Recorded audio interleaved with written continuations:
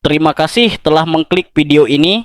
Di episode sebelumnya, kita sudah membahas kisah tentang tokoh Alkitab yang sangat luar biasa. Dia adalah tokoh yang dibangkitkan dari kematian. Dan di episode kali ini, kita akan membahas kisah tentang tokoh Alkitab yang tidak kalah menariknya. Siapakah dia? Tetapi sebelum itu, jangan lupa untuk subscribe channel ini supaya bisa lebih berkembang lagi ke depannya. Dan nyalakan loncengnya agar kalian tidak ketinggalan video terbaru dari kami. Tanpa berlama-lama, langsung saja kita masuk ke dalam kisahnya. Ini dia kisah tentang tokoh Alkitab, yaitu Absalom anak Raja Daud yang memberontak.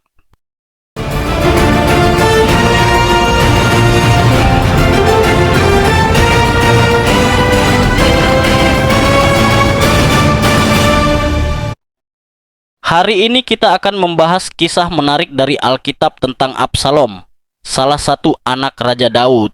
Ia adalah sosok yang gagah, tampan, dan berpengaruh. Namun, hidupnya menjadi pelajaran berharga tentang kesombongan, pemberontakan, dan akibat dari menjauh dari kehendak Tuhan.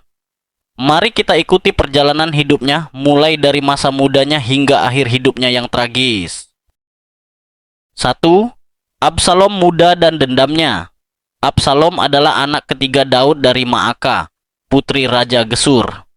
Dari muda, ia sudah dikenal sebagai seorang pria yang sangat tampan. Bahkan Alkitab mencatat bahwa tidak ada orang di Israel yang setampan dia.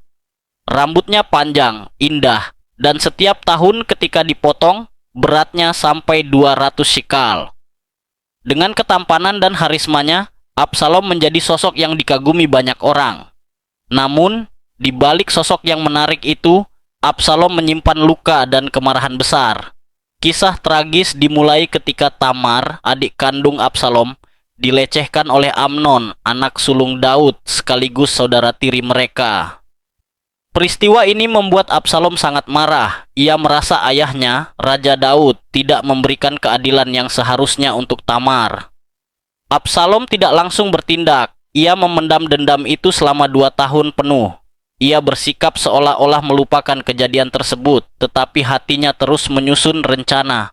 Hingga suatu hari, Absalom mengundang semua saudaranya ke sebuah pesta di ladangnya.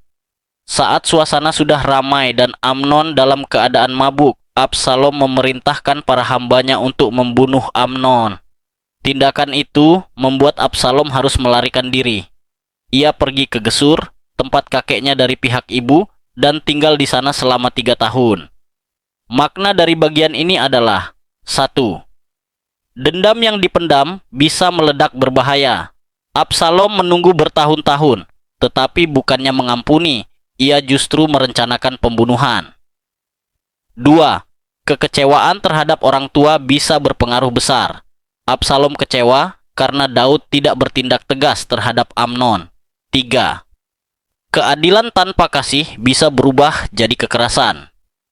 Absalom ingin menegakkan keadilan bagi Tamar, tetapi caranya justru membawa masalah baru. 2. Kembali ke Yerusalem. Setelah 3 tahun melarikan diri ke Gesur, hati Raja Daud sebenarnya terus merindukan Absalom. Namun karena perbuatannya yang membunuh Amnon, Daud tidak berani memanggilnya kembali begitu saja. Di satu sisi, Daud kehilangan anak sulungnya, Amnon, tapi di sisi lain ia juga merindukan Absalom. Yoab, panglima Daud, melihat kerinduan raja terhadap Absalom. Ia pun menyusun sebuah rencana untuk mempertemukan kembali ayah dan anak itu. Melalui seorang perempuan bijaksana dari Tekoa, Yoab menyampaikan perumpamaan kepada Daud. Dari kisah itu, Daud tersentuh dan akhirnya mengizinkan Absalom pulang ke Yerusalem. Namun, meski sudah kembali, Absalom tidak langsung dipertemukan dengan Daud. Selama 2 tahun penuh, ia tinggal di Yerusalem tanpa melihat wajah ayahnya. Bisa dibayangkan betapa pahit perasaan Absalom. Ia ada di kota yang sama dengan ayahnya, tetapi seolah-olah masih dibuang. Absalom pun mencari cara agar Daud mau memanggilnya. Ia meminta bantuan Yoab, tetapi Yoab beberapa kali menolak datang. Akhirnya dengan nekat, Absalom menyuruh hambanya membakar ladang milik Yoab supaya ia mau menemui dirinya. Cara ini memang ekstrim, tapi berhasil. Yoab akhirnya datang, dan Absalom mengatakan bahwa ia ingin bertemu Daud. Ketika Daud mendengar hal itu, ia memanggil Absalom, dan mereka bertemu.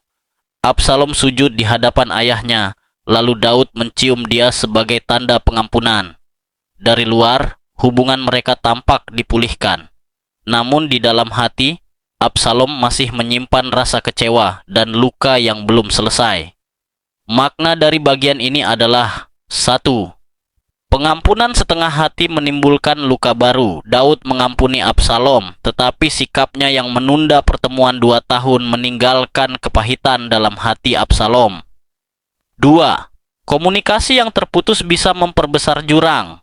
Walau satu kota, Daud dan Absalom tidak berkomunikasi, sehingga kasih ayah dan anak tidak tersampaikan dengan baik.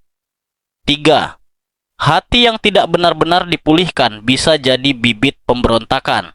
Absalom memang sudah dimaafkan secara formal, tetapi hatinya tetap dingin, dan dari situlah rencana pemberontakannya mulai tumbuh. 3. Absalom merebut hati rakyat. Setelah Absalom dipulihkan hubungannya dengan Raja Daud, ia mulai menunjukkan ambisinya. Dari luar, ia terlihat seperti seorang pangeran yang penuh perhatian kepada rakyat. Tetapi sesungguhnya, ia sedang membangun citra politik dan mempersiapkan jalan untuk merebut takhta dari ayahnya.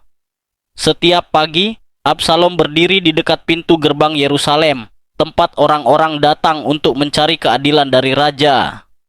Ketika ada orang yang hendak menghadap Daud, Absalom akan menghampiri mereka, menanyakan asal mereka, lalu berkata, "Lihat, perkara-perkaramu memang benar dan baik, tetapi dari pihak raja tidak ada yang mau mendengarkan engkau. Seandainya aku yang menjadi hakim di negeri ini, maka setiap orang yang mempunyai perkara akan datang kepadaku, dan aku akan memberi keadilan baginya." Bukan hanya dengan kata-kata, Absalom juga menunjukkan sikap merendah. Ketika orang-orang hendak memberi hormat kepadanya, ia tidak membiarkan mereka sujud. Sebaliknya, ia meraih tangan mereka, mencium mereka, dan memperlakukan rakyat dengan penuh perhatian. Dengan cara ini, perlahan-lahan Absalom berhasil mencuri hati rakyat Israel. Ia menampilkan diri sebagai sosok yang lebih dekat, lebih peduli, dan lebih adil daripada ayahnya sendiri, Raja Daud. Setelah 4 tahun, Absalom merasa waktunya tiba. Ia meminta izin kepada Daud untuk pergi ke Hebron dengan alasan ingin membayar nazar kepada Tuhan. Namun sesampainya di sana, Absalom justru mengumumkan dirinya sebagai raja. Banyak orang Israel yang telah terpengaruh olehnya berbondong-bondong berpihak kepadanya. Bahkan beberapa pemimpin termasuk Ahitofel, penasihat Daud yang terkenal bijaksana, ikut mendukung Absalom. Rencana pemberontakan besar pun dimulai, dan Daud harus segera melarikan diri dari Yerusalem demi menyelamatkan nyawanya. Makna dari bagian ini adalah 1. Karisma bisa menipu. Absalom menggunakan ketampanan, kepandaian berbicara, dan sikap rendah hati palsu untuk menarik simpati rakyat. 2. Popularitas tidak sama dengan kesetiaan kepada Tuhan. Banyak orang terpesona oleh Absalom, padahal ia memberontak terhadap raja yang diurapi Tuhan. 3. Ambisi tanpa kerendahan hati membawa kehancuran. Absalom haus kekuasaan, tetapi tidak pernah benar-benar mencari kehendak Tuhan. 4. Pemberontakan Absalom dan nasibnya. Ketika Absalom berhasil mengumumkan dirinya sebagai raja di Hebron, banyak rakyat Israel yang berpihak kepadanya. Gelombang dukungan besar ini membuat Raja Daud dan pengikutnya harus segera meninggalkan Yerusalem. Walaupun dalam keadaan sulit, Daud tetap menunjukkan kerendahan hati dan penyerahan diri penuh kepada Tuhan. Salah satu hal yang sangat penting adalah doa Daud agar nasihat Ahitofel, penasihat bijaksana yang kini berpihak kepada Absalom, digagalkan. Doa itu didengar Tuhan melalui Husai, sahabat Daud. Rencana-rencana Ahitofel berhasil diganggu. Husai pura-pura berpihak pada Absalom, dan lewat dialah strategi Ahitofel menjadi sia-sia. Akhirnya, pasukan Absalom dan pasukan Daud bertemu di hutan Efraim. Pertempuran besar pun terjadi, dan Israel mengalami kekalahan besar di bawah kepemimpinan Absalom. Ribuan orang gugur hari itu. Saat melarikan diri dengan menunggang kuda, Absalom mengalami nasib tragis. Rambut panjangnya yang menjadi kebanggaannya tersangkut di cabang pohon besar. Tubuhnya terkatung-katung, sedangkan kudanya terus berlari meninggalkannya. Ia tidak bisa melepaskan diri. Yoab, Panglima Daud, meskipun tahu raja berpesan agar jangan mencelakai Absalom, tetap menikam dia dengan tombak dan membunuhnya. Dengan itu, pemberontakan pun berakhir. Ketika Daud mendengar kabar kematian Absalom, hatinya hancur. Ia menangis tersedu-sedu dan berkata, "Anakku, Absalom, anakku, anakku. Ah, seandainya aku boleh mati menggantikan engkau, Absalom, anakku, anakku." Tangisan ini menunjukkan kasih seorang ayah yang tidak pernah padam, meski anaknya sendiri telah memberontak melawannya. Ketika mendengar kabar kematian Absalom, Raja Daud sangat sedih. Ia menangis dan berkata, "Anakku, Absalom, anakku, anakku. Ah, seandainya aku boleh mati menggantikan engkau."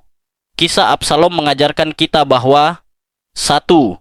Dendam dan kesombongan hanya membawa kehancuran. 2. Ketaatan kepada Tuhan lebih penting daripada popularitas. 3.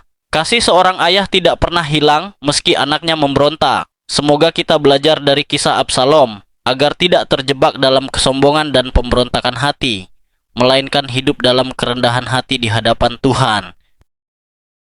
Begitulah kisah tentang tokoh Alkitab yaitu Absalom. Bagaimana menurut kalian tentang kisah ini? Komen di bawah untuk memberikan pendapat kalian. Dan jangan lupa untuk subscribe channel ini supaya bisa lebih berkembang lagi ke depannya.